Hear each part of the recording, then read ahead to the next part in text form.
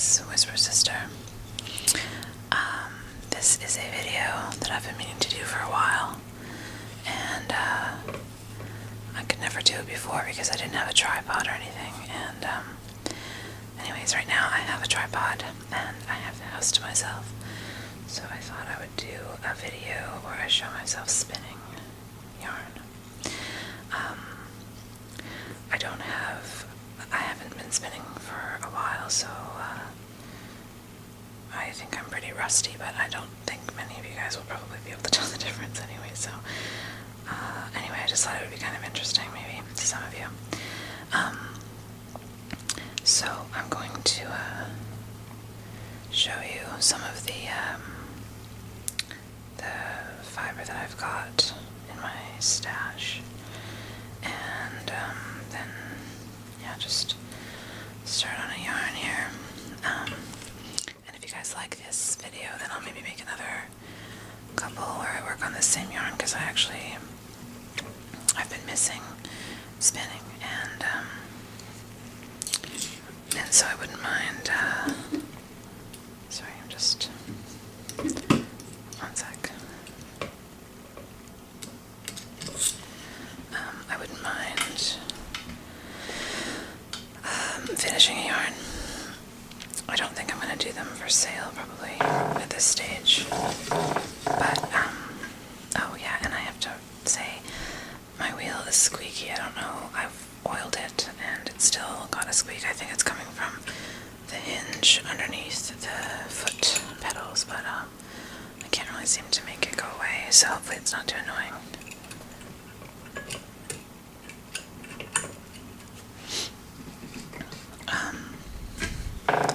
That is pretty annoying. Anyway, whatever. Hopefully it won't be too loud on the video.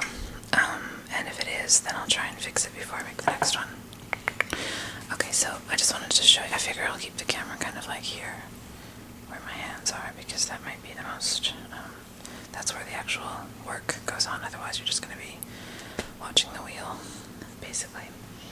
So, I just wanted to show you some of my, I was just going through my stash to decide which one I was going to do, and I think I'm going to do this one.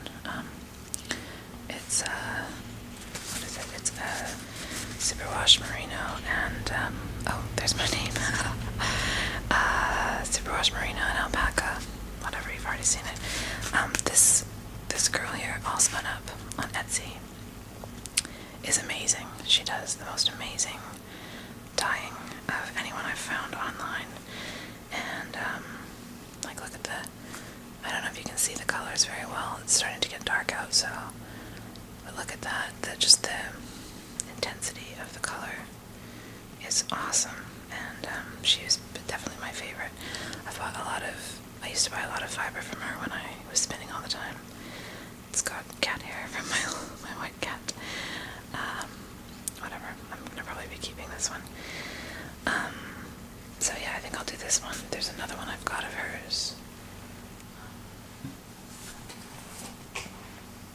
which is also really cool. It's this one.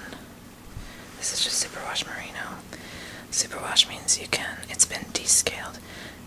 Wool is like, it's got little barbs on it, on the follicle. And that's why when you wash and agitate wool, those little barbs on the individual hairs are what get matted up, and they will, like if you've ever washed a wool sweater in the machine by accident and it gets felted, that's why. Superwash wool has gone through a process where those follicles, that outer sheath of the hair, has been removed chemically so that the fibers are smooth, and then you can wash them in hot water and agitate them and they don't mat. So it's good for, a lot of people use Superwash wool for socks and things like that you want to be able to wash in the machine and you're not going to go to the trouble of hand washing it. So this one's really cool. I like the colors, but I thought for this video I'll use this other one because it's got more. This is a color block technique, so that it's got long portions of the one color, and so I don't think it'll, like, the other one will make be a bit more interesting maybe in terms of watching the colors swirl and play. But this is really cool, and I want to make this one at some point too. I like the colors. So this would produce more of like a striping yarn where the stripes are defined, and this one's going to produce more of like a yarn where the colors are just kind of, what do you call that? Like drawing a blank, but yeah, not defined stripes, but more just like multicolored random splotches of color. Well, I don't know if you'll see. I don't know if I'll ever knit with it and show you guys anything, but we'll see. Okay, so that's all spun up. Oh yeah, what I was going to say, the reason this has my name on it is because she used to do these fiber spin-alongs, so everybody would buy, sign up for the spin-along, and you'd get your fiber sight unseen. It was like a surprise, and so we would all get the same colorway.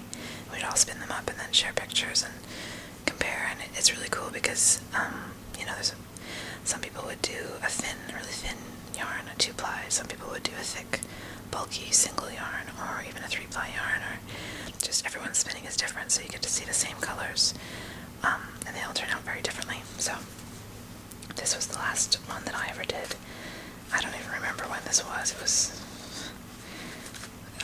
yeah, I've definitely missed my chance to take part in the whole, like, sharing of pictures or whatever, but I still really like it.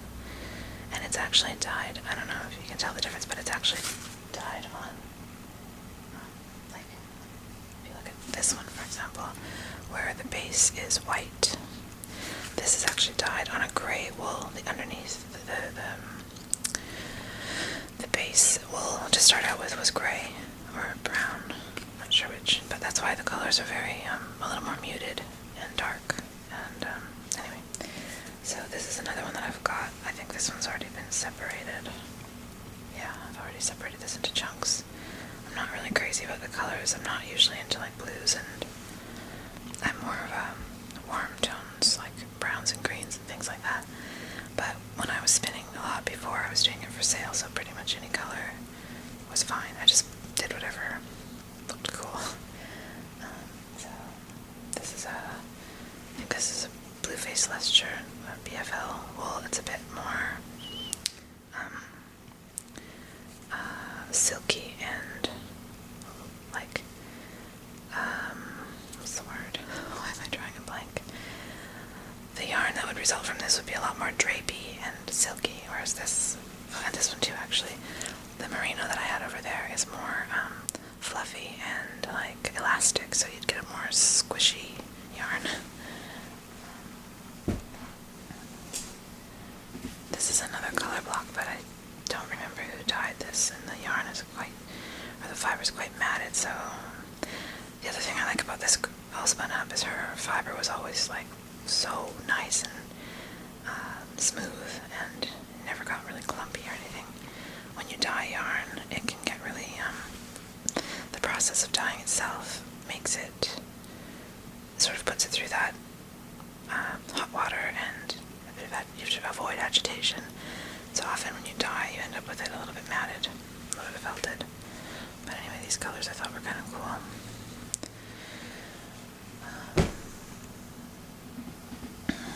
This one, I think either my mom or I dyed. I think my mom dyed this one. It's got really great, like, bright and dark colors mixed together. It's hard to envision, looking at this, what the yarn will look like, because it's very different. The colors all kind of blend together, and it's, well, it's kind of the fun of spinning. This one was one of the first ones that I dyed, and it was a really thin little roving. Oh no, it's already been split, that's why. Okay, well anyway, it's, let's see if I can undo this. What did I do here? Oh, wrong end. Let's see.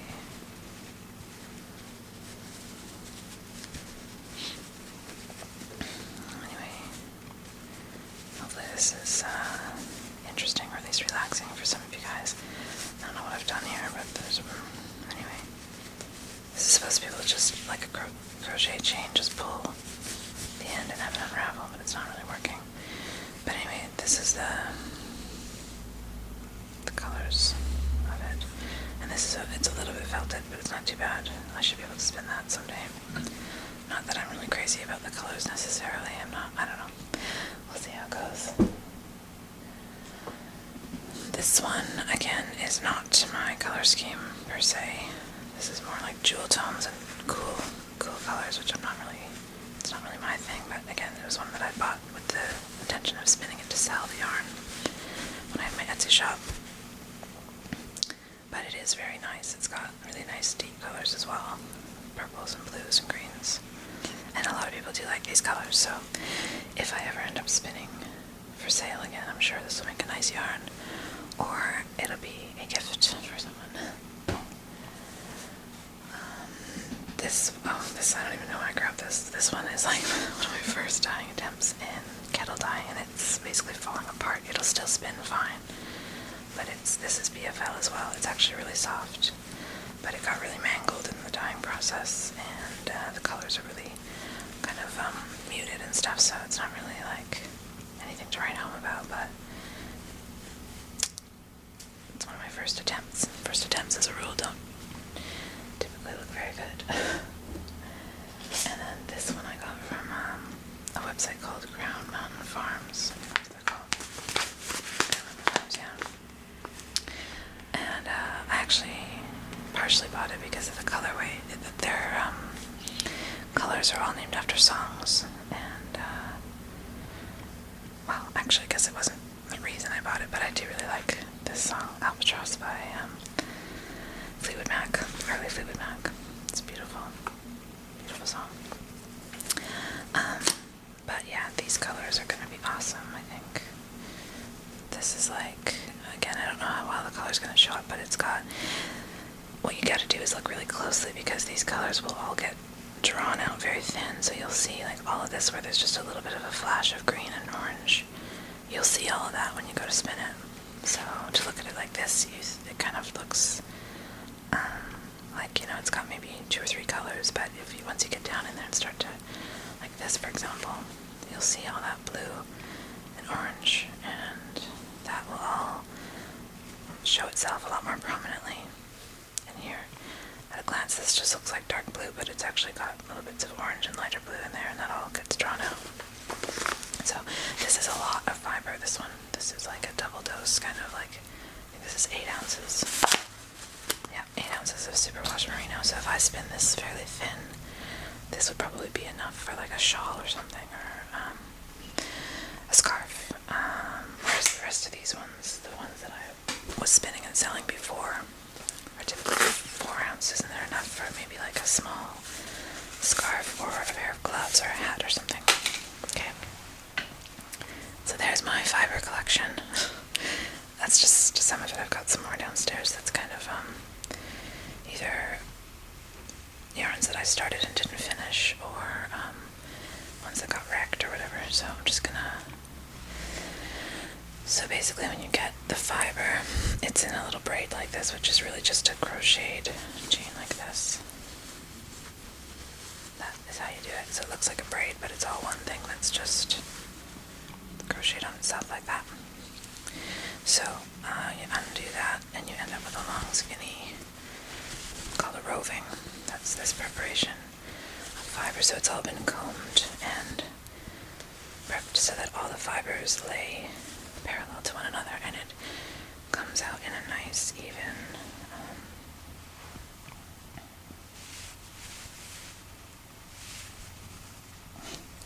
I lost the end. Where's the end? Comes out in a nice, even draw. So, and then, again, because wool has that little bit of, it has a grain, basically. So you'll find that one end of this will pull out easier than the other. So you just sort of tug on one end, and you can feel which end comes out easier.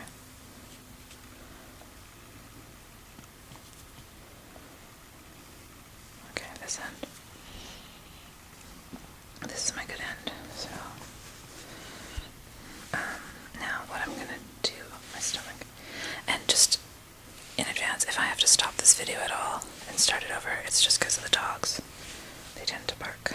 Okay, let me think here. Okay, I think what I'll do is I'll